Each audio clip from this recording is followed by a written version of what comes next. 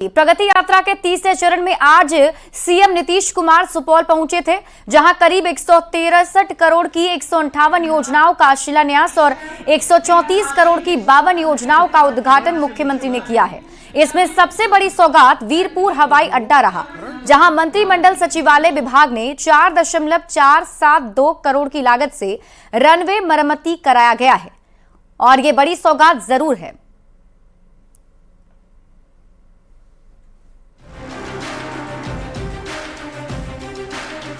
देखिए, आज विकास यात्रा के दौरान माननीय मुख्यमंत्री जी सुपौल आए और सुपौल में उन्होंने लगभग 500 करोड़ के योजनाओं का शिलान्यास और उद्घाटन करने का काम किया। सबसे बड़ा सौगात यहाँ एक टाउन हॉल का उद्घाटन हुआ है, जो काफ़ी दिनों से लगा हुआ था, लटका हुआ था, उसका आज उद्घाटन हो गया। ये सुपौल के लिए एक बड़ा काम हुआ है। इसके अलावा माननीय मुख्यमंत्री जी ने कई घोषणाएं की सुपौल के विकास के लिए। सुपौल के सीएम नीतीश ने की कई महत्वपूर्ण घोषणाएं की हैं। सिमराही बाजार में NH-27 के जंक्शन पॉइंट पर फ्लाईओवर का निर्माण होगा। ये बड़ी बातें शामिल रही, जिसमें हम आपको बता रहे हैं जो बड़ी सौगात दी गई है, जिसमें सिमराही बाजार में NH-27 के लिए मरम्मती का कार्य शुरू होगा। छातापुर और त्रिवेणीगंज प्रखंड में भी काम कराया जाएगा। सुपौल में नए बस स्टैंड का निर्माण कराया जाएगा। वीरपुर अनुमंडल मुख्यालय में निबंधन कार्यालय की स्थापना की जाएगी। बाबा तिल्हेश्वर नाथ मंदिर का जीर्णोद्धार और सौंदर्यीकरण कराया जाएगा। सिमराही बाजार में NH-27 के जंक्शन पॉइंट पर फ्लाईओवर का निर्माण होगा। छातापुर और त्रिवेणीगंज प्रखंड में सुरसर नदी के पास भी जीर्णोद्धार किया जाना है और नए बस स्टैंड की सौगात भी मिलने वाली है। तो ये कुछ बड़ी सौगात है जो सीएम नीतीश कुमार की तरफ से सुपौल वासियों को दी जा रही है। और प्रगति यात्रा के दौरान ये बड़ी घोषणाएं भी की गई, जिसमें सुपौल स्टेडियम का भी जीर्णोद्धार शामिल है। सुपौल जिले की सभी जरूरतों को पूरा भी किया जाएगा। बिहार में हर काम तेजी से होता रहेगा। और देखिए, नेता प्रतिपक्ष तेजस्वी यादव ने कहा है कि बिहार में डबल इंजन की सरकार पूरी तरह से फेल है। एक इंजन अपराध और दूसरा भ्रष्टाचार में डूबा है।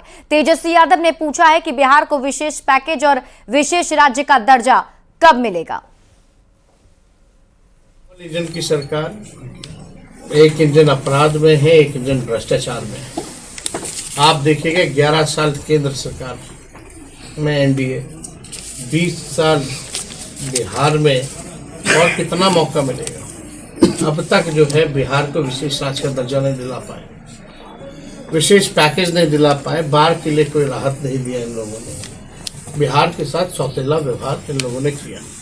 बिहार में जातीय गणना को फर्जी बताने वाले राहुल गांधी के बयान पर एनडीए की ओर से लगातार हमला जारी है।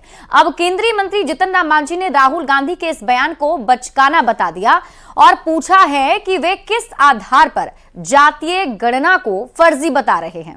किस आधार पर इसको फर्जी मानते हैं? हम समझते हैं गलतियां कहीं कुछ होती है, बावजूद उसके जब प्रधानमंत्री से हम लोग मिले थे तो प्रधानमंत्री ने साफ कहा था कि राज्य अपना जनगणना करा ले। तो नीतीश कुमार को धन्यवाद देते हैं कि सबसे पहला राज्य हुआ नीतीश कुमार का, उन्होंने जनगणना कराया है और जनगणना में देखा गया है। वहीं जातीय गणना की रिपोर्ट को फर्जी बताने के राहुल गांधी के बयान पर जमकर सियासत हो रही है। जेडीयू ने प्रेस कॉन्फ्रेंस कर राहुल गांधी पर निशाना साधा है। जेडीयू के मुख्य प्रवक्ता नीरज कुमार ने राहुल गांधी को बेचैन आत्मा बताया। जेडीयू ने कहा कि बिहार के कांग्रेसियों को राहुल गांधी ने बेचारा बना दिया है। जब जातीय गणना गलत है तो सर्वदलीय बैठक में क्यों भाग लिया। रोहतास की डेहरी में भोजपुरी पावर स्टार पवन सिंह की पत्नी ज्योति सिंह ने सीएम नीतीश कुमार की तारीफ की है। ज्योति सिंह ने कहा कि नीतीश कुमार ने बिहार के लिए जो कर दिया वो शायद ही कोई सीएम कर सकता है। ज्योति सिंह लगातार काराकाट और डेहरी इलाके का भ्रमण करती हुई नजर आ रही है इन दिनों, और नीतीश कुमार की तारीफ करने के बाद ज्योति सिंह को लेकर कई तरह की अटकलें अब लगाई जा रही हैं।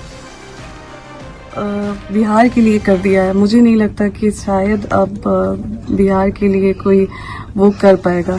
मतलब अगर इतने रात को मैं अभी यहाँ से वापस जा रही हूँ अपने घर को, तो अब बिल्कुल मेरे अंदर कोई डर भय नहीं है। तो ये एक काम, मतलब ये काम नीतीश जी ने किया है कि औरतें, लड़कियां घर से मतलब बिना सोचे समझे निकलती हैं कि मेरे साथ कुछ ये ना हो जाए, वो ना हो जाए। और देखिए, बिहार विधानसभा के सेंट्रल हॉल में 50वें अखिल भारतीय पीठासीन अधिकारी सम्मेलन का आयोजन किया गया। 2 दिवसीय सम्मेलन का लोकसभा स्पीकर ओम बिरला ने उद्घाटन किया है और इस सम्मेलन में देश भर के विधानसभा अध्यक्ष और उपाध्यक्ष के साथ साथ लोकसभा अध्यक्ष और राज्यसभा के सभापति भी शामिल हुए। बिहार विधानसभा के स्पीकर नंदकिशोर यादव ने बिहार के समृद्ध इतिहास का जिक्र कर इस मौके को बेहद खास बताया। वहीं डिप्टी सीएम सम्राट चौधरी ने भी इसे ऐतिहासिक पल बताया है। इस सम्मेलन में लोकसभा अध्यक्ष ने कुछ महत्वपूर्ण सुझाव के साथ साथ कुछ चिंता भी जाहिर की। उन्होंने महत्वपूर्ण सुझाव देते हुए कहा कि देश के अधिकतम विधानसभा में डिजिटल काम हो रहा है। अब एक प्लेटफॉर्म पर विधानसभा और लोकसभा की कार्रवाई होगी तो सार्थक चर्चा हो सकेगी। इस सम्मेलन का आयोजन लोकतंत्र की मजबूती और जनप्रतिनिधियों के बीच संवाद और समन्वय को बढ़ावा देने के लिए किया जाता है। हमारे लोकतांत्रिक मूल्यों के संवर्धन में विधानसभा और विधान परिषदों की भूमिका अत्यंत महत्वपूर्ण है। यह सम्मेलन न केवल विचारों के आदान प्रदान का एक मंच है, बल्कि एक अवसर भी है कि हम अपने अनुभव साझा करें और संसदीय कार्यप्रणाली को और अधिक प्रभावशाली बनाने के उपायों पर चर्चा करें। चर्चा के माध्यम से हम विधानसभा में कानून तो लाते हैं, लेकिन उसके माध्यम से हम विधायकों को भी कई जगह पता नहीं होता है कि हम किस तरह के कानून ला रहे। तो इस पर जरूर चर्चा करना चाहिए। आपके विधानसभा की जो आपकी पीठासीन पदाधिकारियों की बैठक होती है कि हम विधेयक के स्वरूप को क्या मैकेनिज्म लाए कि जो आम लोगों तक पहुंचाने में हम आसानी हो। दुनिया के इतिहास में जब भी लोकतांत्रिक मूल्यों या डेमोक्रेटिक वैल्यूज की चर्चा होती है तो उसमें सबसे पहले सुर्खियों में बिहार रहता है। हम याद रखें, यह धरती, यह मिट्टी सदियों सहस्त्राब्दियों से सभ्यता और संस्कृति और ज्ञान का पालना रही है, क्रेडल ऑफ सिविलाइजेशन। वैशाली लोकतंत्र गणराज, चाणक्य के सिद्धांत, सम्राट अशोक के नैतिक मूल्य, नैतिक शासन व्यवस्था, और इसी धरती से, चंपारण की धरती से महात्मा गांधी जी ने अहिंसा का संदेश दिया, अहिंसा की यात्रा की। ये धरती हम सबके लिए प्रेरणा की धरती है।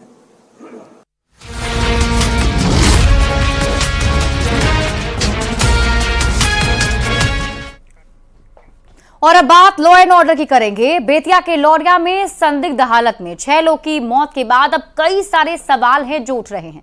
विभागीय मंत्री का दावा है कि इन लोगों की मौत शराब से नहीं बल्कि ठंड से हुई है, लेकिन ग्राउंड जीरो पर जो तस्वीरें सामने आई वो बेहद हैरान करने वाली है।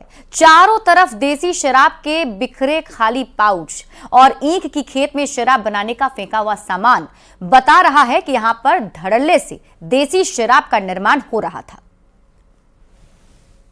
बड़ी बात है कि जो सीएस है, जो बेतिया के जो डॉक्टर के जो हेड होते हैं, उनका रिपोर्ट बताया है कि स्पष्ट 3 व्यक्ति का शराब पीने से मौत हुआ है और प्रशासन फिर इसको लिपापोती में लग गई है कि नहीं 3 व्यक्ति नहीं 6 व्यक्ति का दूसरे कारण से मौत हुआ है, लेकिन उन्हीं लोग में मतभेद चल रहा है।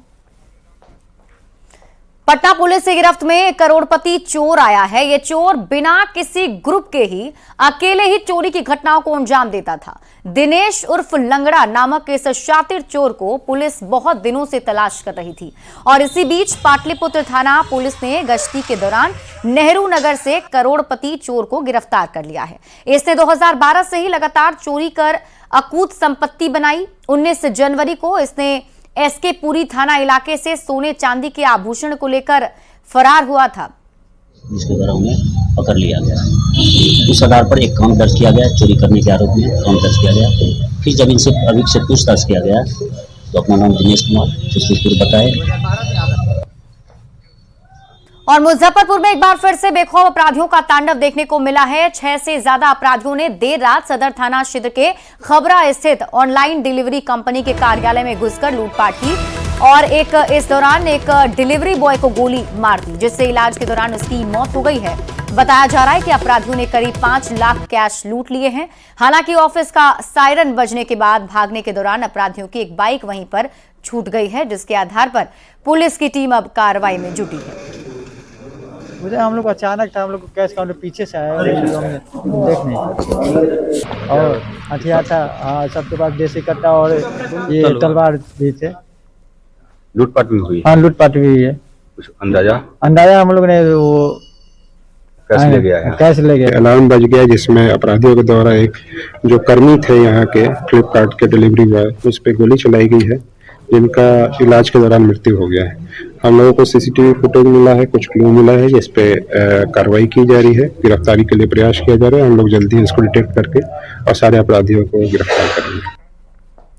छपरा नगर निगम में कचरा प्रबंधन के नाम पर बड़े पैमाने पर धांधली की जा रही है। यहां शहर की सफाई व्यवस्था पहले से 4 गुना अधिक कीमत पर आकांक्षा इंटरप्राइजेस नाम के एनजीओ को सौंपी गई। इस एनजीओ के साथ हुए करार के मुताबिक वजन के हिसाब से कचरा को उठाना है, लेकिन डंपिंग साइट पर वजन मशीन बंद है और बिना वजन के ही कचरा को डंप किया जा रहा है। वार्ड पार्षदों का आरोप है कि जैसे तैसे बिल बनाकर पैसे की निकासी भी कर ली जा रही है। गिराना है तो फिर बिना वजने के गिर रहा है। अरे बंद है, अभी नहीं है, वो ताला बंद है। और ये लोग संडे का भी वजन के हिसाब से ये लोग पैसा लेता है लोग।